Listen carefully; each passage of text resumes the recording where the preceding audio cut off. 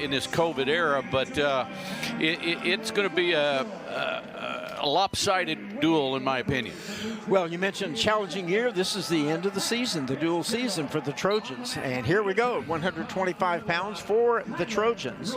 You have coming out Kyler Brewer, and for Oklahoma State, you've got Trevor Mastrogiovanni, who is 8-1, beg your pardon. And he had a 5-2 victory over Brewer in the previous meeting. Brewer is now 4-6. We mentioned a couple of Cowboys coming home with the Trojans. Neil Arisman, the head coach, Chandler Rogers, the assistant. We'll talk more about them in a bit. And they're happy to be wrestling here, even though it's obviously not a good situation in terms of wins and losses for them. But to get a chance to wrestle the powerhouse programs is going to help that program eventually. Well, it didn't intimidate this wrestler from UALR. He's doing a good job here on the legs of Mastrogiovanni, as we said, won 4-2 last time over Brewer. To show you the challenge that Little Rock has, we mentioned Brewer's 4-6. There's only one wrestler in the Little Rock lineup, that's 133 Paul Bianchi, who has an above 500 record, and he might not wrestle tonight. We're not sure if it's going to be him or Jalen Carson. We'll find out, of course, when the next match starts. But pretty tough road. Oh, nice whip over there by Mastrogiovanni. He's got a takedown and near fall points. He just locked up those elbows, got both arms together there, and just hip threw him to his back. Probably gonna, he's gonna let him off his, gets his weight shifted here and get some chest pressure on him. Might get those shoulders down. 2-0 on the board, but he has a... He did? He's pinned. I'm sorry, I didn't think he was calling the fall. So that fall comes in just 1 minute and 40 seconds for Mastrogiovanni, and the Cowboys jump off to a 6-0 lead.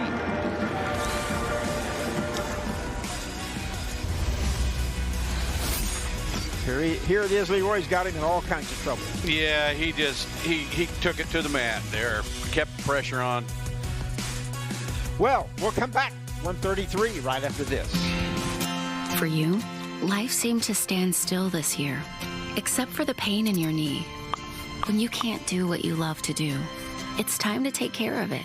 If you've put off the joint replacement you need this year, now is the time. Mercy's experts are ready to safely replace your knee so you can live without pain. Get back to what you love, because life's too short to wait. To learn more, visit mercy.net/OSU knee guide. We'll make this simple. It's time to go and get rewarded for it.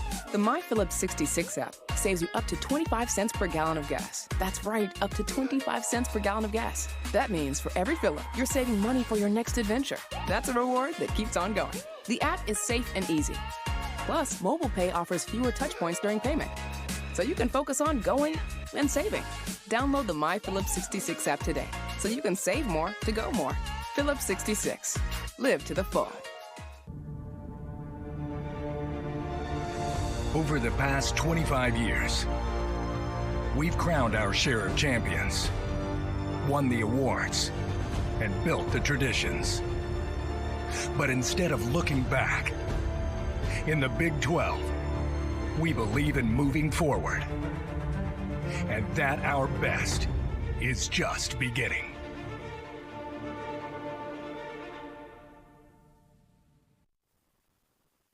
Welcome to Gallagher Arena again. Oklahoma State off to a 6-0 lead on the pin by Mastrogiovanni, Trevor Mastrogiovanni. So the Cowboys lead 6-0, and Jalen Carson coming out for Little Rock, and there are his coaches. Neil Arisman, second-year head coach, Cowboy Big 12 champion in 2011. Mentored some NCAA champs, and he was a graduate assistant here. This is his second year. He was the first coach hired when they became a Division I program 2 years ago. Not a harder working coach in the country either. He's trying to find his way though now with the team and with recruiting and everything else that goes with it. Is a big job to build a program. from scratch. Jalen Carson, we don't have his record. He was not scheduled to be the starter. Paul Bianchi was 8-3, best wrestler, and won the only match for the Trojans against the Cowboys 3 weeks ago. But he goes against Reese Whitcraft, who was not in that match. Whitcraft is now 6-3 after his victory this afternoon down at Norman, as the Cowboys defeated Oklahoma 24-10 in Bedlam at Norman, and jumped on the bus and drove back home to wrestle this one. And what's impressive about it is I believe he's weighing in at 125 pounds and wrestling up at 133 pounds. He weighed in about 131 today, John Smith said. So now that means he cannot wrestle 125 next week in the Cowboy Challenge. He'll have to be at 133, John said. So we were thinking he might drop down, because Dayton Fix will also be wrestling for the Cowboys. In that one, you can have more than one wrestler per weight in that event. There's a good duck under there by Whitcraft. Can he finish? No finish there yet. Nope. Let the single go also. So he's back to scratch, back to even. Whitcraft wrestled 125, or rather 133 all year last year, and had a good solid freshman season wrestling up a weight, giving up some strength and some weight, but was very solid. Yet to be determined whether it will be him or whether it will be Master Giovanni by the time we get to the national tournament. Well, the good news is that Fix is coming back, and he's back this week. In fact, he weighed in, made weight today. So he's ready to go, and that's going to be a big boost to the lineup, to the confidence of the team as well. Good little snap down, takedown by Whitcraft. Got a power half in. He's trying to get back points. And yeah, I will refer to, and people are going to get all upset when I say this, the bogus #1 ranked Dayton Fix. And I'll tell you why in just a minute. I don't want to interrupt if something exciting happens here, but I have a real problem when the people in all sports, but especially in wrestling, when they rank somebody who is not eligible to wrestler and has not wrestled this year. Now, we all know he's good enough to be #1 in the country, but if you rank them and they haven't competed, you're doing a projection, not a ranking. Ranking should be your resume to date this season. And even the NCAA tells you when they look at large selections and all that, previous years do not count for anything. It's this year. So anyway, I get on my high horse about that. Whitcraft rides out with a 2-0 lead. Now, Fix will take care of that as soon as he gets in there and wins a couple of matches. Oh, yeah. And as you said, there's going to be we'll see what transpires at 25 before the conference championships. They had one ranking match early in the year. Master Giovanni won by 1 point over Whitcraft, and that's really been it. So Whitcraft starts on top here, the sophomore from Broken Arrow, and Carson trying to get away, trailing 2-0, and gave up some riding time, 1:20 now of riding time for Whitcraft. So we'll see if Mr. Carson can get out of there and get some offense going. You know, on paper, Leroy, there aren't a lot of weights tonight. Very few, and there's the escape to make it 2-1, where on paper at least, Little Rock has a very good chance of a victory. And now, that's just on paper. But well, and what you would want to happen here is to not keep him close, and so he needs to pick up the pressure, let him up when he's not turning him, and try to take him down and build on his lead. And that's what John wants his wrestlers to do and get from this competition here tonight. And he knows that nice little slap upside the head there, but he's still got some fight in him, doesn't he? He sure does. Now, for Neil Erisman, it's got to be tough if you walk out here tonight and end up with 10 guys getting beaten, and most of them decisively. How hard is that on a coach, even though it's a new program? There's Whitcraft going for 2. Nice little reshot there. How hard is that on a head coach if he has to keep absorbing losses like that during a year? Is that get to you? It gets to the team, and that's what he's most concerned about is their attitude, and that's tough to, you know, there's nothing like winning to get your spirits going and confidence up, and that's the challenge you take when you want to take on these major programs on your schedule. And Whitcraft just got in there. What do you think about that move? That was sharp. A nice double. It was a reshot. The guy went to his knees and didn't follow through, and that's what happens if you're wrestling somebody that's attentive, as Reese was there. Capitalized on a half shot. Well, Mr. Carson, Jalen Carson, looking for a comeback here in the third. He starts in the top position. There's a caution. Carson a little too quick off the whistle. Or rather, was that was Whitcraft, I believe. I think Oklahoma State is in the green on the scoreboard. Yes. So caution for jumping the whistle, and Carson wants to get back in it. Whitcraft wants to separate the score. He's got a good chance to reverse him here with it by having that foot, control that foot. He's got really good hips. He flips those hips real well. He's agile that way, and that helps him scrambling, getting in those positions where Carson pulled him into a crab ride and wasn't able to stretch him out and keep control of it. Riding time in favor of Whitcraft also, in addition to the 6-2 score on the board. So he's in firm command here so far, and there's two more. Nice shot there, double leg again.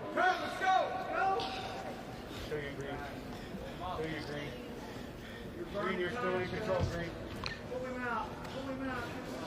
You're still in control. Got him there. Out of bounds, Green control. Yeah, here we go with this last takedown. It looked like he just leapfrogged into it, and didn't have to get through, work through the hands or the head. His stance kind of broke down on him. Carson's did. Jalen Carson, a freshman from St. Louis, where the NCAA championships will be held here March 18th through the 20th, we hope. So far, it's on track, but don't know how many fans will be allowed in, how many media will be allowed in. Everything is still a little up in the air right now. 30 seconds remaining, period 3. So 8-3 Whitcraft. Final 25 seconds. Whitcraft in again. A takedown here and a ride out would give him a major decision. And that's why you're going to see in wrestling, you're going to see, even though the guy has the win pretty much locked up, but what he's trying to do is get the bonus points. Sure. 8-point spread, 12-point spread, 15-point spread, or a pin is all get you additional points. So there's a lot of incentive there for these guys to stretch themselves and try to get more points and spread the victory. And I couldn't figure out why they were going back to the middle. The clock said 0, but it was a split second. Here's Reese again, shooting in on that double. Nice finish. 10-0 Cowboys. You're watching Big 12 now on ESPN+. I'm Olympic gold medalist, 6-time world champion, and 19 conference championships for the team. So he's had a splendid coaching career, as well as, of course, one of the great freestyle wrestling careers in American wrestling history. So for the Cowboys, Dusty Hone comes out, and that's where there's been a change, because two-time All-American Cade Brock, as we said, re-injured his knee for the third time here a couple of weeks ago, and Hone is 4-2. Redshirt senior filling in. He goes against Connor Ward, the redshirt sophomore from Little Rock. He is 1-10, so a tough call for him. And Hone, they did not meet last time. Hone had a victory, but it was not against Connor Ward. Cade Brock, Leroy, Stillwater product and really a tough luck guy. That's the third time he's missed at least half or full of season because of that same knee issue, 3 times. It is, and I feel so bad for him, as does many of the Cowboy fans, particularly those from Stillwater who've watched him all his life. And he'll adapt. He'll get through it. I don't know if that means it's his career at Oklahoma State, because these guys are getting a free year, right? Yet or not. Maybe they do know for a fact that it is career-ending, but let's hope it's not, and we'll get to see him back again. But if we don't, he's been a joy to watch, and Dusty Hone here was a real workhorse horse last year when he came in, because Brock couldn't wrestle last year as he was healing up from his surgery, and did a good job. I'll give one little update, one little sort of a correction on the Ward and Hone situation. They did actually wrestle before, but it was a 1-0 victory by Hone, but it was an extra match. It was not part of the actual dual match. Hone beat Austin Keel 22-8, a major decision. The one that was in the actual dual match. They wrestled some extras, as did Oklahoma State this evening. Before this duel, they had some extra matches, intra-squad and some against Little Rock, rather. So technically, they haven't met in an official duel, but Hone did win 1-0. Now, Hone suffered 11-3 major decision loss this afternoon at Oklahoma to number 7 ranked Dom Demas. So he had a tough go there.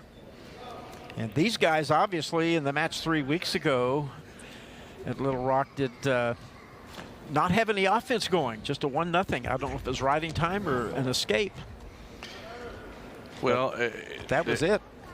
Yeah, and I think Hone's not going to light up the world when he wrestles. I mean, he's a pretty calculated wrestler, and he isn't going to get out of position, but he isn't going to surprise you with too many things that he tries to do. He's a real workhorse, is what he is, and we'll see where that gets him in this. He usually gets stronger, though, as the match goes along. He tweaked his knee a little bit. That you see the sleeve on his, or the wrapping on the black wrapping on the leg. There is a result of a match he was in at Air Force up in Colorado Springs recently. Mr. Ward is a sophomore from Shawnee, Kansas, and Hone, of course, a redshirt senior from the great state of Utah. Came a long way to wrestle at Oklahoma State. He's from Cedar City. St. Edward's High School, I believe, is where he wrestled. His dad was a coach. Wrestling family.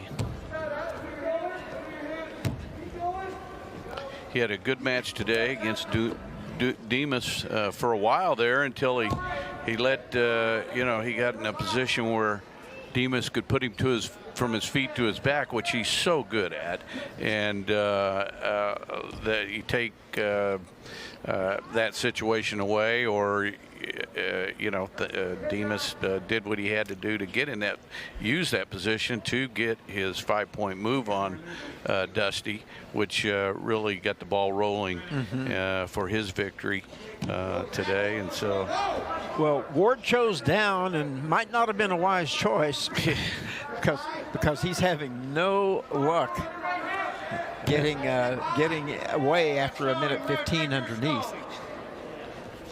Well, Dusty really needs this mat time right now because of Cade having the first half of the season was his of this short season, and so he needs this time to sharpen his skills up and get in shape, and we're only talking about 6 weeks from the NCAA tournament, practically. So it's a short season, and they need all the competition they can get, and that's why John scheduled this match. He goes back to wrestle when nobody else is work out when nobody else is working out. It goes back to his days of international wrestling where he was working out at midnight because the Russians weren't. Yeah. Hone rides out. He's wrestling now when the Super Bowl's going on. So Hone there rides you go. out to it's still nothing but Hone with 2 minutes on the board. He'll choose bottom, try to get out of there and take a 1-0 lead on the board, plus maintain his riding time. As Ward had no luck at all. He wasn't ever really in any danger, but he was not very close to getting an escape at all. So let's see if Hone can get out and put more pressure on Ward. Hip lock there. And he's out.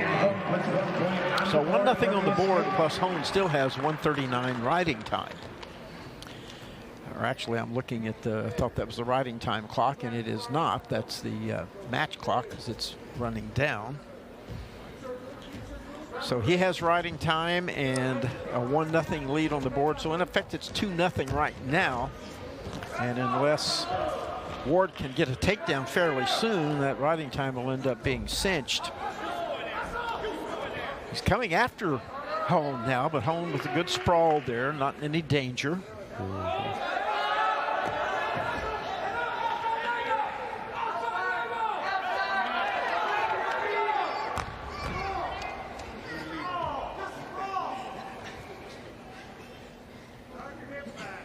Yeah, you don't want to be too high here. Get your hips back. That's what you're trying to do, and get his arms extended. If you're Hone, your other Arkansas, you want to pull those legs in, pull that knee into your chest, and finish it up. Well, only a 1-0 match. Technically 2-0 as riding time is now locked. So it's 2-0 Hone. So a takedown and ride out for Ward would tie this and send it to sudden victory. And he's got to find some way to get in there and score. Yeah, he's done a good job of staying in the match here, and he's double leg got a there. chance now with just a takedown away. Hip blocked by Hone. And here he's close to getting it. But they're off with only 11 seconds left, so Hone just needs to make sure he doesn't get tied up in anything here, and he can walk away with the 2-0 victory. Well, that's the challenge, and the problem is that you keep people in the match with you, and all they need is one score to. So this was very much like the last match, just 2-0 instead of 1-0, and that gives the Cowboys a 13-0 lead. So coming up, Boo Llewellyn for the Cowboys, one of 4 unbeaten ones. Remember, won its 9th straight, I believe, against Oklahoma, 24-10. Dustin Plott had a nice victory over a solid opponent, and A.J. Ferrari in her battle of ranked 197-pounders edged Jake Woodley. That was the best match of the day of ranked opponents against each other. Llewellyn, the senior from UConn, going against Kyle Pruitt, a redshirt freshman from UALR, who is 2-7. Llewellyn is 7-0 on the year, one of the 4 unbeaten Cowboys, as we said. And Pruitt is a freshman from Union, Missouri. I like seeing him go for that shot early on in the match. Earlier today, when he was wrestling the Moore from OU, he pretty much didn't take a shot first period. So I'm sure that was something he wanted to correct in this match, and that's what OSU gets to do. They get to go from that match and work on the things that they needed to work on, that coaches want them to work on, and right away. So Llewellyn with an early takedown, a kind of a gimme escape to Pruitt, and then Llewellyn is right back in there with another one to take a 4-1 lead, just a little over a minute into the match. And Llewellyn, a returning All-American, as we said, one of 4 Cowboys currently unbeaten in this season. He, along with Travis Whitlake, A.J. Ferrari, and Dustin Plott. Now watch out, that's his favorite turn, isn't it? When he gets that 2-on-1, he likes to tilt him with that, and he can go both sides, and there he is. He got it on the other reverse side that he rolled to. And he got 4. I thought he might not have gotten 4, but he did. So it's 8-1. Or 8-2 now with the escape. 1 point on the release. And Llewellyn off to a great start here. On the way to bonus points, you would think, especially against an opponent that he's already handled 10-3 earlier in the previous duel 3 weeks ago. Well, if he stays healthy, that's been a little bit of his challenge, but he stays healthy and he focuses on his execution, which he comes out and is doing that now as we watch him, and wrestles in what we call a chain-like sequence where he's just trying to put moves together and combinations and stay on the attack. You know, he's in his prime. 10-2 with the 3 takedowns and a 4-point near fall for Llewellyn. And you'll notice we mentioned that there's another turn, and that's going to be 2 more, so it'll be 12-2. Final 10 seconds of the first period. 10-3 now, by the way. They've forgotten that one escape. They hadn't put it on the scoreboard. So 10-3 after 1 period. And at the end of 1 period of wrestling, Llewellyn with a 14-3 lead. That's exactly 12-3. Beg your pardon, 12-3. I had that written down right, but I said it wrong. So that's even a wider margin than what he won by in the duel 3 weeks ago. So Llewellyn chooses bottom to start the second. And we mentioned that Pruitt is a freshman. If you'll notice, every wrestler Arkansas Little Rock has put out so far has been freshman, sophomore. Very young team still, just 2 years into the program. And there's an escape by Llewellyn to make it 13. Well, now they put up 15. I'm confused, Leroy. I think it's 13-3 because it was 13 going into the period, or rather 12 going into the period. He got an escape that should be 13-3, but they've got 15-3. So, well, and as you mentioned, the other challenge we have, Arkansas has, is that you've got to. There's a little slip by, easy takedown there, but. It takes a while to build up good talent from your state, and you really need good talent from your state to be competitive in Division I athletics. And they've been at it now for 14, 15 years, but it does take some time to really get good coaching into your state and that's experienced in the sport. And it takes a while to build at the grassroots level up because they become your feeder, and that's a problem too. He did it. So that technical fall comes with the takedown and made it 19-4, and the Cowboys will boost that lead to 18-0. Lee Llewellyn made short work of that one in the second period. Good news to see them on the move. Wyatt Sheets for Oklahoma State, ranked 13th. The redshirt junior from Oklahoma State is only 2-1. He came off of a knee injury. Boy, he fires out there and gets a quick takedown on Noah Azir, a redshirt senior. He is 1-6. We're going to say we don't know for sure. We're pronouncing his name Azir. As you can see, it's A-Z-I-E-R-E. Our apologies if it's supposed to be different from that, but we weren't able to find out an exact pronunciation.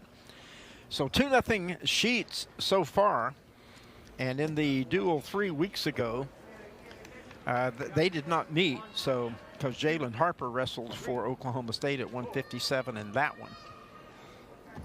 Well, he's getting right down to business, that's for sure. Got a near fall there, and good takedown, opening it up after his loss this morning or this afternoon in Norman. He's going right to work, and that's got that crossface going, and advantage of having a match. You can go wrestle it out.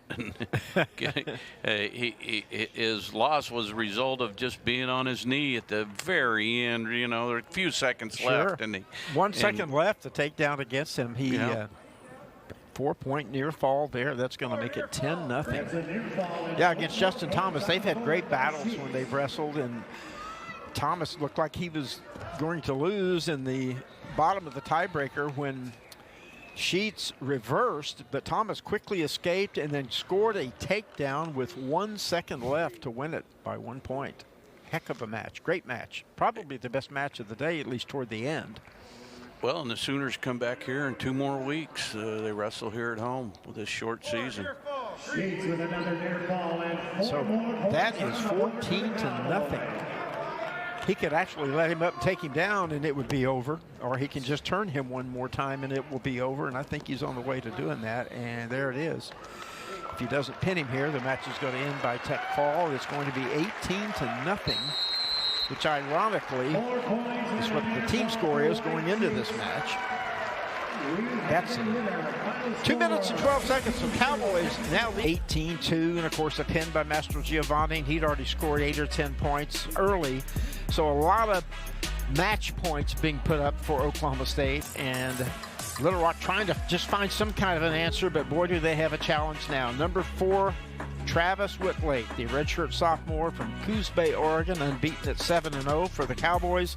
And a late replacement here, Zeke Beach. I love that name, Zeke Beach, for UALR is coming out. We thought it was going to be Alex Hernandez, another freshman, but Beach in there. Whitlake quickly strikes for 2. Whitlake was very sound this afternoon and winning in the duel at Norman with a technical fall. 26-11 in 6 minutes and 16 seconds. Nice ankle pick there. 2 takedowns very quickly. Shuck, he's had 3 different skills here, 3 different takedowns that he's, and you really, it is good to put them in a uniform, get out there against an opponent, and build their confidence that way, because sometimes Whitlake will wrestle real reserved, but when he opens up and lets loose and realizes that he's not only using his skills, but he's kind of finding and remembering what he can do as a result of having somebody that's maybe not as tough a challenge for him. And that's the benefit to all the OSU wrestlers when they're competing here against this startup program in Arkansas. Well, 10-2 now as the 4-point near fall was scored. So Beach has a big hill to climb, to say the least, and he's on his back again. A count, and that's going to be 4 more, so that makes the score 14-2, and we're just 1:47 into this match. So 1 more turn, if it's a 4-point turn, would end the match. And we have a minute left in the first period for that to happen. So this is just can't express how important it is that they get competition in, no matter what type it is. That they're getting out on the mat, they're able to compete. It's good for both teams, both programs. We're only 6 weeks away from the NCAA tournament, and you're trying to keep them healthy during this virus and injury-free. That's challenge enough. But then to be able to get the kind of competition you need to finish an NCAA championship. That's going to finish this match right here with a 4-point near fall. 18-2 for Travis Whitlake, running the score to 28-0.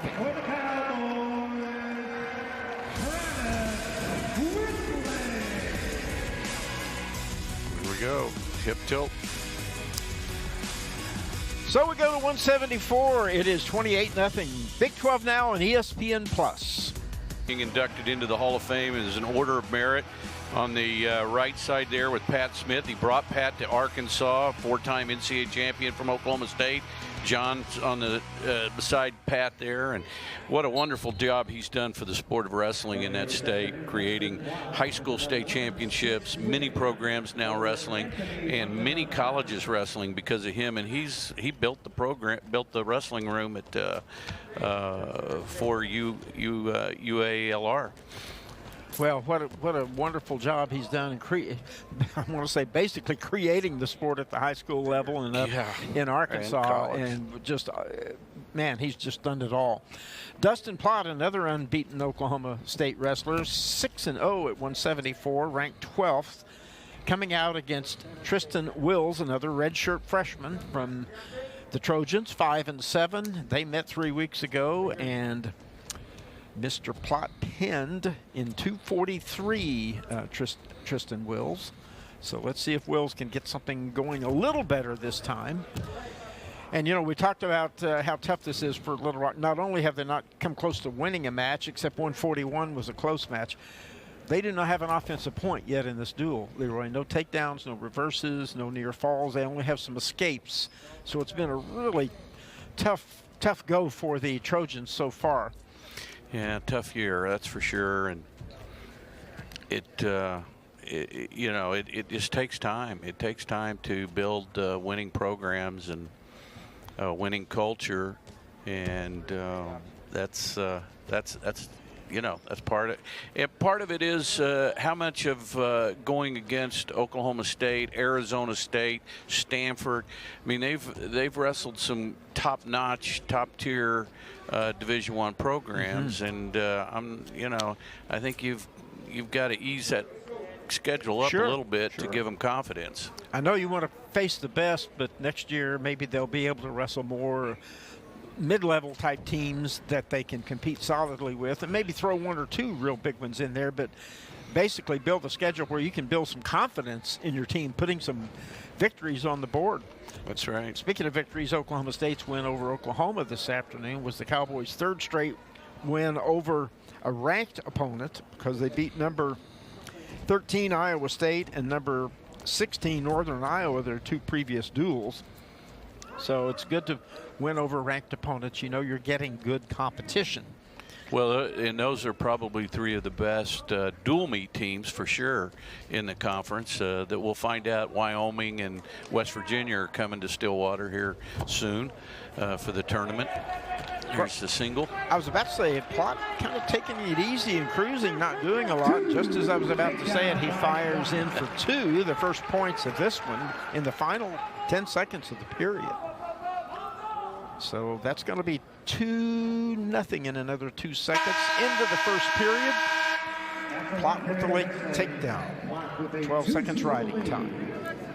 Yeah, he had to work hard in that match earlier today in Norman, and thought we'd see a little more offense out of him early on, but he waited there till the end of the period and got it. So a couple of freshmen here. Plott, the true freshman from Tuttle, Oklahoma, and Wills, also a freshman from Derby, Kansas. And so far this year, he's been one of the only wrestlers on the team that have really consistently turned and even pinned an opponent from a breakdown to a turning combination. Well, he's rolling along here so far, even though it's only 2-0 on the board. He's been in control and starting to build some riding time. It's up to 50 seconds right now, so he's in control as long as he continues. And again, a couple of young wrestlers, and with Little Rock, it's virtually all freshmen and sophomores, mostly freshmen in the lineup this evening. Wills will be on bottom. You know, we're only a month away exactly. We'll be in Tulsa. BOK Center. Yeah, BA Center for actually 4 weeks. March 7th and 8th, I believe, if I have the dates right. Maybe I might be a day off there. 6th and 7th, I beg your pardon. There's 1 day off. And I think in the championship bracket there, they'll have 3 matches to be in the finals, or is it 4? It depends on whether I know they at have the a bye or not. NCAA, you're getting ready for Sure. 4 to 5 matches to be in the finals, and you could have 6 to 8 matches if you're wrestling for 3rd place. So that's what they're trying to get them ready for with these dual meets, and is the postseason, and that many kind of matches over a few days. Of course, the conference is 2 days and the NCAA is 3 days. Still just 2-1 here after the escape by Wills, and so he's hanging in there, and the riding time is exactly 1 minute, but Plott will start down in the 3rd. So if nothing happens the final 8 seconds here, it's going to be a tight match, a little tighter than you would have thought. Remember, Plott pinned him in 245, I believe it was, in the previous duel. So 2-1, after 2. Plott chooses bottom. Let's see if he opens up a little bit like he did this afternoon down at Oklahoma. He won 11-6 in that one. Well, he's got a great near arm far leg series. Haven't seen him even try it. His victory today was over Anthony Montanona, who's a very solid wrestler. He was an NCAA qualifier last year, so good 5-point win, but he's not putting up the points in this one. As Wills is hanging in there. It's now 3-1 with the escape. And riding time not a factor now because it's down to 50 seconds. So this is an opportunity for Wills to try to pull off a big upset. Unranked with a 5-7 record going against a 7-0 unbeaten wrestler.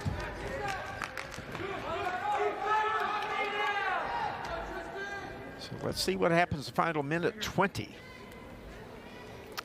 Yeah, I just don't see either wrestler really trying to use their tie-ups as setups.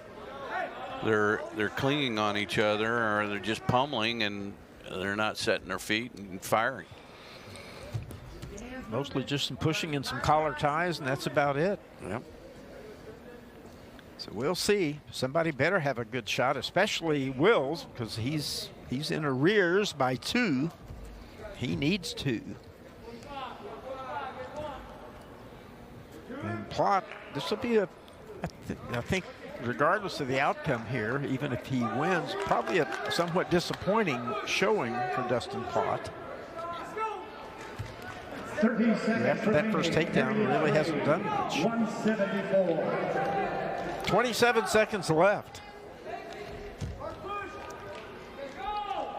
Well, you've got to wonder when Wills is going to take a risk. Yeah, half shot there, but not serious.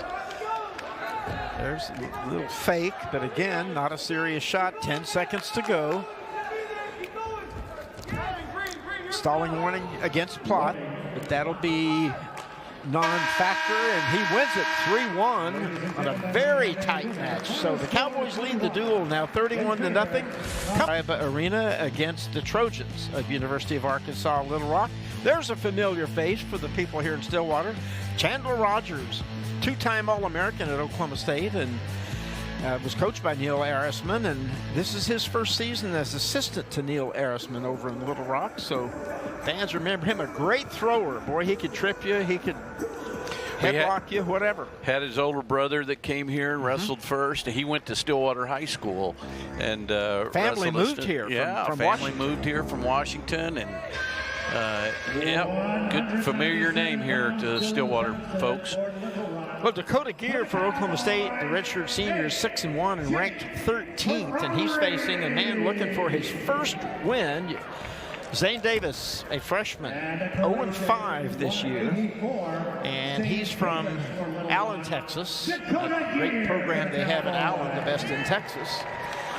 But a tough assignment. You're wrestling a veteran redshirt senior who's a returning All-American, and you're a freshman still trying to get one win in the book. So it's a tough call for Zane Davis. See what he can do. It was a tech fall 20-3 by Gear last time, and there's a quick takedown there, and he's up 2-0.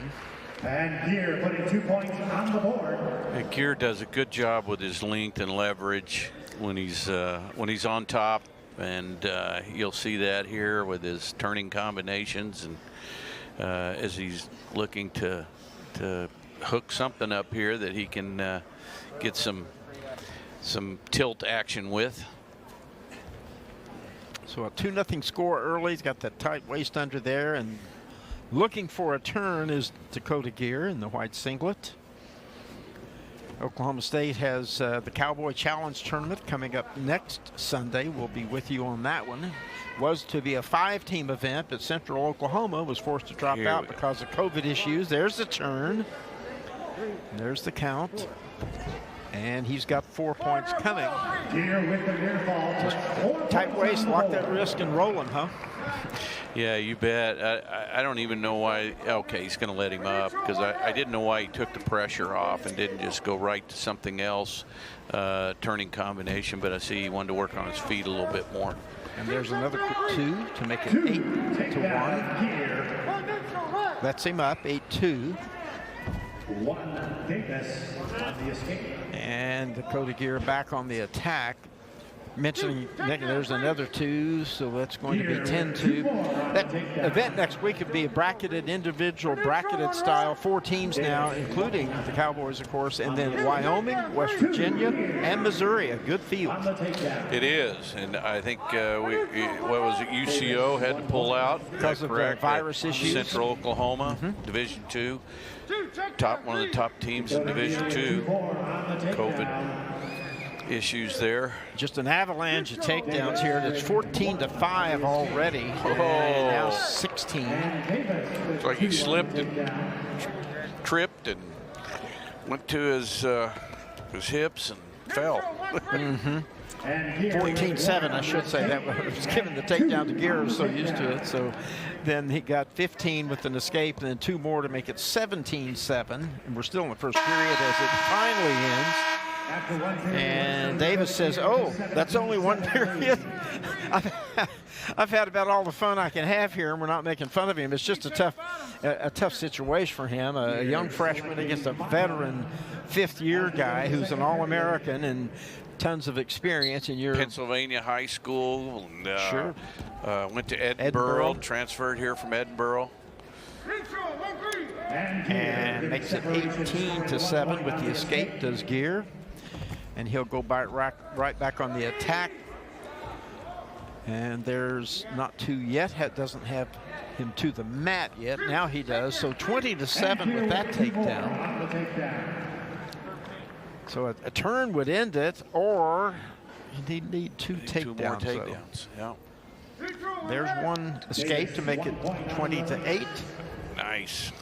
Back in 22-8 with that takedown. So if he wants to end it, he can let him go and take him down, most likely, and that would be 24-8. We're still in the 2nd period. He took neutral, so that he is going to just go for the 2. Oh, we gave a free escape. So 22-9. Or did I misread that? Yeah, no, there it is, 22-9. So a takedown here ends it. Got the wrist trap, didn't get anywhere with that. Coming right back. Good for Davis. He took a leg shot there, couldn't get it. And there's the takedown that will end it 24-9, the tech fall.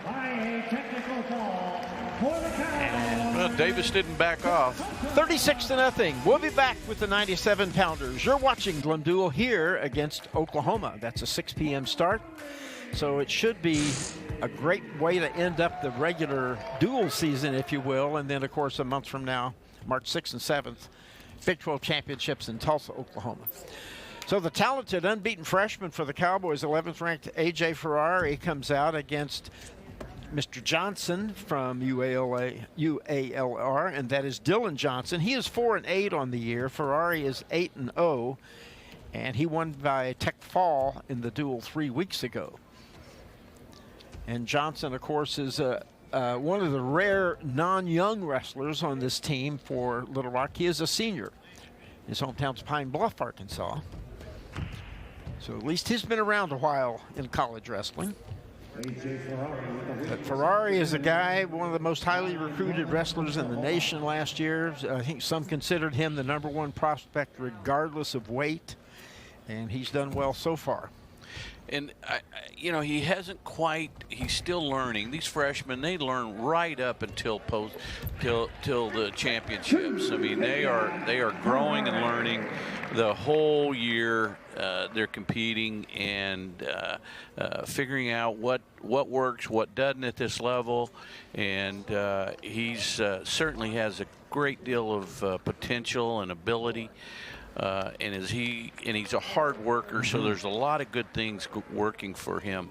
I think he's going to be as impressive, if not more impressive, seeing him be dominant against somebody, but when he reaches those top 3, 4, or 5 guys in the country, I think that's when you're going to see him shine as well. I mean, he won't maybe dominate him, but he's going to be in the match, and he's going to have a chance to win the match, and that's where he's got a chance to make a big splash this year in postseason competition. Well, 6-0 after that takedown. He piled on a 4-point near fall, so he's up 6-0 and already has 49 seconds riding time as they come back to the center of the mat. And he's been really tough on top so far against Johnson, who just has not been able to come close to getting away, and of course got turned and was big trouble there for about 10 seconds. So cruising along 36-0 the Cowboys, and cruising along so far 6-0 for AJ Ferrari, and he has younger brothers who are really good wrestlers too, and actually they are now living in Stillwater and wrestling for Stillwater High School, and kind of like the Rogers family we mentioned. They moved into here, and like the Oshalt family years ago, so a lot of these guys will follow the oldest child to the college. The whole family goes. Another turn, and I can't tell, couldn't see the count. I don't know how many points he got there, 2 or 4. Referee was away from us. I'm really looking forward to this weight class, this 97-pound weight class, 197, for the tournament where we've been talking about, with the Wyoming wrestler having beat the #1 wrestler in the nation from Noah from West Virginia. From West Virginia, and so they're all going to be here in Stillwater next weekend. That's a tidy little weight class. 10-0 Ferrari as we go to the second. He chooses bottom, and you mentioned Noah Adams was ranked #1 from West Virginia. He lost to Stephen Buchanan of Wyoming, who was number 17. Rocky Wheeler. He slipped him there. He's got it. He's pinned. Yeah. He's pinned, and that one goes in just 3 minutes and 17 seconds. Wow. The winner by fall in his house, AJ Ferrari.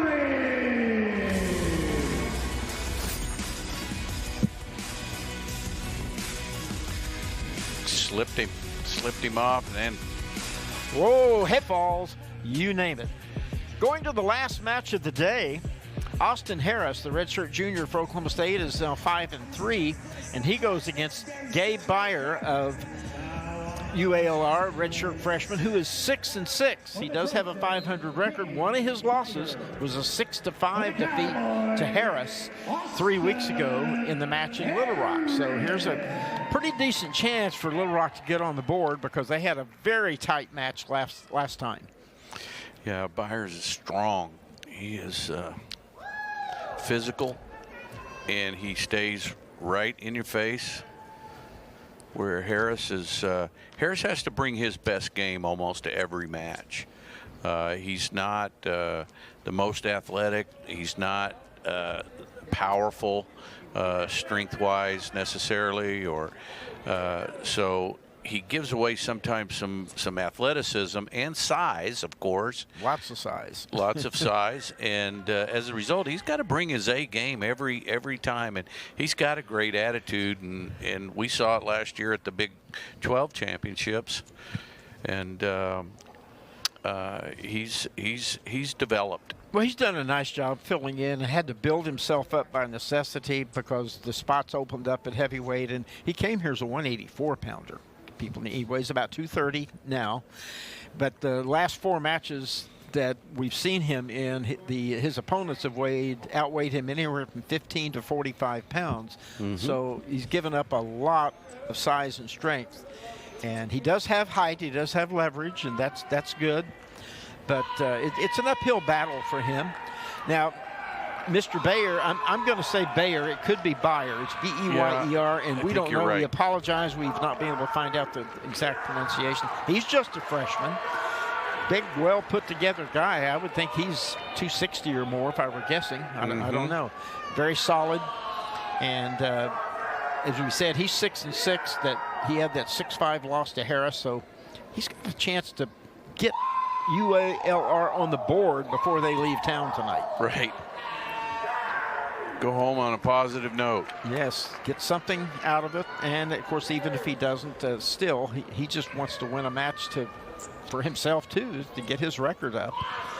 As we said earlier, this should be the end of the line for Little Rock in this season, and I can't remember if they had other duels scheduled later but got canceled because of COVID, or if this was going to be it anyway, but this is their last duel of the year. Oklahoma State again with the Cowboy Challenge next week, and then Oklahoma 2 Sundays from now, 2 weeks from today, in the final duel of the season. So it's winding down, and we were talking about those 197-pounders, and about the time we were bragging on them, Ferrari puts that great pin on, but next weekend you'll have, according to the rankings today, number 1, Noah Adams of West Virginia, number 11, A.J. Ferrari from Oklahoma State, number 14, Rocky Elam from Missouri, and number 17, Stephen Buchanan of Wyoming, although Buchanan will obviously jump up, and I don't know if Adams will stay number 1 or not after that loss. That's his And only of course, loss. he had Woodley today earlier, and we'll have him again in 2 weeks. That's going to be a dandy little four-man bracket. And then in the Big 12, it ought to be a good weight too, huh? Sure. There's some good wrestlers in the Big 12 at that weight. That's one of the better ones as far as having nationally ranked wrestlers. Beyer chooses down to start the second. Well, he had an overtime match, of course, in Norman. We could be heading to another one of those type finishes. Uh-oh, is that a locked hands? Look, the official holding up. That's not a lot. Usually locked hands is like this, isn't it? Not. That was a weird signal. I guess he was just showing you still have the control, because he was, or not the control. There was still no takedown or anything, but Beyer does get his escape, so it's 1-0 Beyer. I wasn't sure what he meant by that hand around the wrist, the official. I've not seen that before. Yeah, I'm not sure. And there's Nice. a low single shot by Harris. You know, and that's pretty amazing that he goes between the legs and lifted him there. That's a lot of weight coming down on you. Generally, if you're a small heavyweight wrestling a big guy, you're not supposed to shoot a straight single. You want to go to an outside single or He swing got single. it. What He a gets the finish. two. So 2-1 lead by Harris. He says, I don't care. I'm going right inside. So a nice move, and he's rewarded. And this is something you don't see much at heavyweight. Guy putting the legs in, crossbody ride. But because of the way he's built, he's agile enough to stretch him out and keep him down, ride him out. He's been a good on-top performer. He doesn't turn a lot of other heavyweights, but he is a pretty good rider for a heavyweight. And part of that, when you get a guy who wrestled lighter weights and moves up, they tend to be technically better than the heavyweights. They weren't just pushing and shoving all the way through high school. Well, you know, that's kind of an advantage here for him to, and I don't, you know, that's the positive side of losing this afternoon, and him wanting to come in and get better from that loss, as did Sheets. So he rides out, and he's got the 2-1 lead, does Austin Harris, after 2 periods. And he has riding time built up of 1:20. So if he can get out early in the third, he can keep that riding time enough to have a minute. So this will be an interesting third period. Yeah, there aren't too many heavyweights that have somebody that's sticking the legs in for a crossbody ride on top of them. They're usually, you know, their thighs are so big that you can't even work your leg in there. Sure. Well, there's the escape by Harris. So he has 1:09 riding time and a 3-1 lead on the board. So Beyer's got to get after it. He's got to find something to work with on his feet. I think he would like to double underhook and jack Harris up maybe. I saw him try that once, but I don't know. Let's see if he changes his strategy. Yeah, he doesn't. I don't recall in that first match seeing much from him offensively either, other than he doesn't give ground. Tried for You know, a leg shot there. a standing double is just not going to get under him. you're not going to get that change level that you need to get to those knees. Harris can probably be a counter wrestler here, try to catch a big man, get a little off balance coming in and jump to the side and score. Again, you got to be careful getting caught underneath if you shoot in on a bigger guy. So Byers trying to pick up the pace. I don't think now that he needs to take the risk. I wouldn't. I would just try to hand fight and keep him off your legs. But here we got him locked up. Maybe they're 30 seconds. Now down to 25 and now 20 seconds. Byer got to find something. I don't think it's going to be there unless you can throw it really quickly. And final 5 seconds, Austin Harris cruises in with a 4-1 lead to make the final score. Oklahoma State 45, UALR nothing. Well, Leroy, good solid performance for the Cowboys. They had 2 close matches, everything else, or 3 close matches, everything else was pretty much dominant. Yes, it was, and you know, that's what John wanted out of this schedule, and yet he also wanted to see that he's helping Neal and helping Arkansas build their program. You bet. Well, a good evening of wrestling. Hope you'll join us next week for the Cowboy Challenge when Oklahoma State hosts 3 other teams. It should be a dandy. Hope you can join us next Sunday afternoon. Remember, as usual, you are watching Big 12 Now on ESPN+.